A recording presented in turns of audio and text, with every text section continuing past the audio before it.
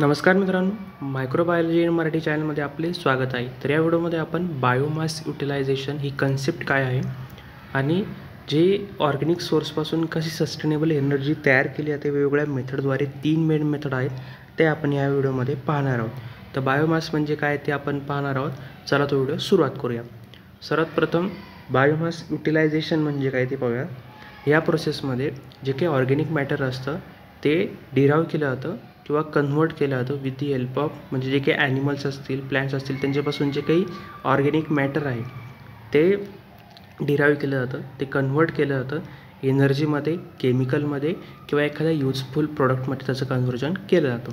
हा जो बायोमास आहे रिन्युएबल आणि सस्टेनेबल सोर्स आहे एनर्जीचा आणि रॉ मटेरियलचा, जे की आपण बायोलॉजिकली, केमिकली किंवा थर्मल मेथडद्वारे आपण काढून घेतो किंवा त्याच्यातून हार्नेस करतो. तर ही जी बायोमास युटिलायझेशन टेक्निक आहे याच्यामध्ये मायक्रोऑर्गॅनिझम असतील, ॲनिमल्स असतील, प्लॅन्टमधलं जे काही रॉ मटेरियल आहे किंवा ऑर्गॅनिक मटेरियल आहे त्याचं कन्व्हर्जन केलं जातं युजफुल प्रोडक्टमध्ये. याला म्हटलं जातं बायोमास युटिलायझेशन. त्याच्यानंतर बायोमास म्हणजे काय ते आता आपण पाहूया. तर बायोमास हे बायोलॉजिकल मटेरियल असतं जे की लिव्हिंग किंवा रिसेंटली लिव्हिंग ऑर्गॅनिझमपासून आपल्याला मिळतं. तर त्याच्यामध्ये आपण प्लॅन्ट रेसिड्यू म्हणजे क्रॉप रेसिड्यू असतील, वूड असेल, ग्रेसेस असतील किंवा ॲनिमल वेस्टमध्ये मॅन्युअर असेल त्यांचं किंवा ऑर्गॅनिक म्युनिसिपल सॉलिड वेस्ट असेल आणि इंडस्ट्रीयल आणि फूड प्रोसेसिंगमध्ये ज्या इंडस्ट्रीज आहे त्याच्यामध्ये काही वेळेस काय होतं, काही बॅचेस वगैरे असतात तर ते रिप्रोसेस केले जातात. तर मग ते जे वेस्ट असतं ते इंडस्ट्रीयल वेस्ट किंवा जे फूड प्रोसेसिंग वेस्ट असतं ते बायोमास म्हणून यूज केलं जातं किंवा जे अल्गी असतं किंवा ॲक्वेटिक प्लॅन्ट असतं याला बायोमास म्हटलं जातं. त्याच्यानंतर 3 मेथडद्वारे जे काही बायोमास आहे ते युटिलायझेशन केलं जातं. पहिली मेथड आहे थर्मोकेमिकल मेथड, दुसरी बायोकेमिकल मेथड, तिसरी आहे केमिकल मेथड. या ह्या मेथडद्वारे डिफरंट प्रिन्सिपलचा वापर केला जातो जेणेकरून बायोमासचं एखाद्या युजफुल प्रोडक्टमध्ये किंवा एनर्जीमध्ये कन्व्हर्जन हे होऊ शकतं. तर पहिली जी आहे थर्मोकेमिकल मेथड. तर याच्याद्वारे 3 मेथड म्हणजे थर्मोकेमिकलमध्ये 3 मेथड आपल्याला पाहायला मिळतात: कंबन्शन, गॅसिफिकेशन आणि प्रोलायसिस.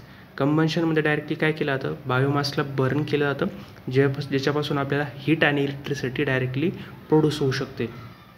गॅसिफिकेशनमध्ये जे बायोमास आहे त्याला कन्व्हर्ट केलं जातं सिन गॅसमध्ये म्हणजे CO2+H2 मध्ये with the help of high heat in limited oxygen आणि हाय हीट देऊन जे काही बायोमास असेल त्याचं कन्व्हर्जन केलं जातं सिन गॅसमध्ये.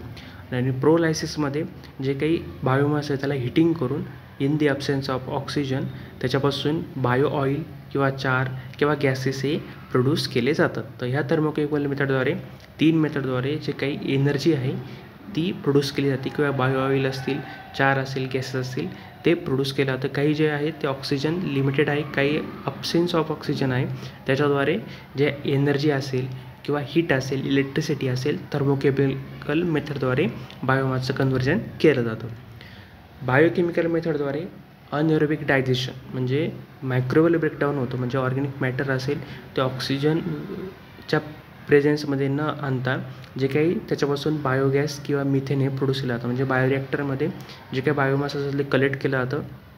ते मायक्रोऑर्गॅनिझम जे काय असेल ते ब्रेकडाऊन करतात त्या बायोमासला आणि त्याच्यापासून आपल्याला मिथेन म्हणजे बायोगॅस पण मिळतं आणि जे रेसिड्यू आहे किंवा ते मटेरियल आहे ते आपण ॲज अ फर्टिलायझर म्हणून किंवा खत म्हणून सुद्धा यूज करू शकतो. तसंच फर्मेंटेशन, तर याच्यामध्ये शुगरचं कन्व्हर्जन केलं जातं, converting sugar from biomass into the ethanol. आणि अजून जे काही बायोफ्युल असतील विथ दी हेल्प ऑफ मायक्रोऑर्गॅनिझमचा वापर करून जे इथेनॉल असेल किंवा अजून जे काही बायोफ्युल्स असतील त्याचं कन्व्हर्जन हे बायोमासद्वारे केलं जातं with the help of fermentation technique. कंपोस्टिंगमध्ये आपण जर पाहिलं जे काही ऑर्गॅनिक मॅटर आहे त्याचं डिकम्पोजिशन होऊन ते आपल्याला न्यूट्रिएंट रिच सॉईल ॲमेंडंट म्हणून कन्व्हर्जन होऊ शकतं. म्हणजे जर आपण जे काही आपले वेगवेगळे जे आपला किचनमध्ये जे वेस्ट निघतं किंवा जे सॉलिड वेस्ट असतं, म्युनिसिपल सॉलिड वेस्ट, ते जर आपण व्यवस्थित त्याचं डिकम्पोजिशन केलं, ऑर्गॅनिक मॅटरचं डिकम्पोजिशन केलं त्याच्याद्वारे जे खत आपल्याला मिळू शकतं आणि हे जे खत आहे ते सॉईलमध्ये जे काही न्यूट्रिएंट परत प्रोव्हाइड करण्यासाठी किंवा एखाद्या जे काही क्रॉप आहे त्याला न्यूट्रिएंट रिच सपोर्ट देण्यासाठी आपण त्याचा वापर करू शकतो. तर ह्या ऑर्गॅनिकद्वारे जे काही कंपोस्टिंगद्वारे आपण ऑर्गॅनिक मॅटरचं कन्व्हर्जन जे काही बायोमासचं कन्व्हर्जन आपण करू शकतो. त्याच्यानंतर केमिकल मेथडद्वारे जे ती मेथड आहे ट्रान्सइस्टरिफिकेशन. याच्यामध्ये फॅटचं आणि ऑइलचं कन्व्हर्जन केलं जातं बायोडिझेलमध्ये युजिंग अल्कोहोल आणि कॅटलिस्ट. वेगवेगळ्या अल्कोहोल आणि कॅटलिस्टचा वापर करून जे फॅट्स आहे किंवा ऑइल्स आहे त्याचं कन्व्हर्जन बायोडिझेलमध्ये केलं जातं. त्याला म्हटलं जातं ट्रान्सइस्टरिफिकेशन प्रोसेस. तर याच्यामध्ये आपल्याला 3 मेथड पाहायला मिळतात, थर्मोकेमिकल, केमिकल अशा वेगवेगळ्या मेथडद्वारे जे एनर्जी आहे ती प्रोड्यूस केली जाते बायोमासमधून. त्याच्यानंतर बायोमास युटिलायझेशनचं ॲप्लिकेशन काय आता ते आपण पाहूयात. तर बायो एनर्जी प्रोडक्शनच्याद्वारे आपण करू शकतो. इलेक्ट्रिसिटी असेल, हीट असेल, जे काही ट्रान्सपोर्टेशन फ्यूल आहे म्हणजे बायोगॅस, बायोडिझेल, बायोइथेनॉल हे आपण प्रोड्यूस करू शकतो. बायो प्रॉडक्टमध्ये आपण पाहिलं बायोप्लास्टिक, बायोचार, तसंच ऑर्गॅनिक फर्टिलायझर आपण तयार करू शकतो, एन्झाईम तयार करू शकतो फार्मास्युटिकल्समध्ये. वेस्ट मॅनेजमेंट आपण जर केलं, जे काही सॉलिड वेस्ट आहे ते रिड्यूस करून आपण त्याचं व्हॅल्युबल प्रोडक्टमध्ये त्याचं कन्व्हर्जन करू शकतो.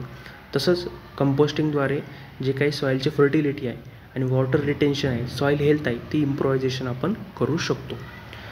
एन्व्हायरमेंटल अँड इकॉनॉमिक बेनिफिट्स काय आहे, याच्यामध्ये जे काही फॉसल फ्यूल आहे त्याच्यावरती जो आपला रिलायन्स आहे तो रिड्यूस आपण करू शकतो. तसंच ग्रीन हाऊस गॅस इमिशन आपण कमी करू शकतो. तसंच सस्टेनेबल ॲग्रिकल्चरला प्रमोट करू शकतो किंवा जे याच्याद्वारे जे रुरल सेक्शन आहे, विलेज सेक्शन आहे, त्याच्यामध्ये आपण एम्प्लॉयमेंट जे काही ऑपॉर्च्युनिटीज आहे ते आपण प्रोव्हाइड करू शकतो याच्याद्वारे. तसंच एनर्जी सिक्युरिटी इन्हान्समेंट करू आपण याच्याद्वारे करू शकतो. अशा वेगवेगळे इकॉनॉमिक बेनिफिट्स आपल्याला किंवा एन्व्हायरमेंटल बेनिफिट्स बायोमास युटिलायझेशनचे आपल्याला पाहायला मिळतात.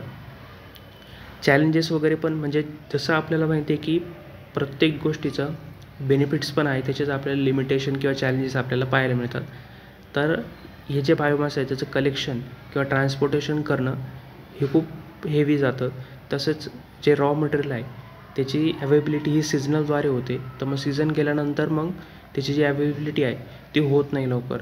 तसंच इन्व्हेस्टमेंट आधी पहिल्यांदा आपल्याला इनिशियल इन्व्हेस्टमेंट भरावी लागते, त्याच्यानंतरच जे काही प्रोडक्ट आहे त्याचं आपल्याला आउटकम मिळतं. लार्ज स्केल इम्प्लांटेशनमध्ये जे काही टेक्नॉलॉजिकल बॅरियर आहे ते जास्त प्रमाणामध्ये येऊ शकतात. तर हे ते चॅलेंजेस आपल्याला पाहायला मिळतात. तर कन्क्लुजन जर विचार केला तर हे एक सर्क्युलर बायो इकॉनॉमी आहे. याच्याद्वारे जे काही एनर्जी क्रायसिस आहे किंवा एन्व्हायरमेंटल पोल्युशन आपण रिड्यूस करू शकतो. ॲग्रिकल्चर आणि जे काही सॉलिड वेस्ट आहे ते आपण मॅनेजमेंट करू शकतो. आणि ही इको फ्रेंडली डेव्हलपमेंट असल्यामुळे याच्याद्वारे जे काही इफेक्ट आहे एन्व्हायरमेंटला तो सुद्धा रिव्हर्स इफेक्ट याच्याद्वारे होत नाही. त्यामुळे इको फ्रेंडली टेक्निक आहे, याच्याद्वारे आपण जे ऑपॉर्च्युनिटीज आहे, अनएम्प्लॉयमेंट जास्त प्रमाणात होते तर ती आपण थांबवू शकतो. लोकांना जे काही रोजगार आपण देऊ शकतो. तर अशा वेगवेगळ्या बायोमास युटिलायझेशनचे आपल्याला बेनिफिट्स पाहायला मिळतात. तर या व्हिडिओमध्ये आपण बायोमास युटिलायझेशनची कन्सेप्ट काय आहे ती आपण जाणून घेतली. जर तुम्हाला व्हिडिओ हा इन्फॉर्मेटिव्ह वाटला असेल नक्की व्हिडिओ लाईक करा आणि चॅनल सबस्क्राईब करायला विसरू नका. चला भेटूया पुढच्या व्हिडिओमध्ये.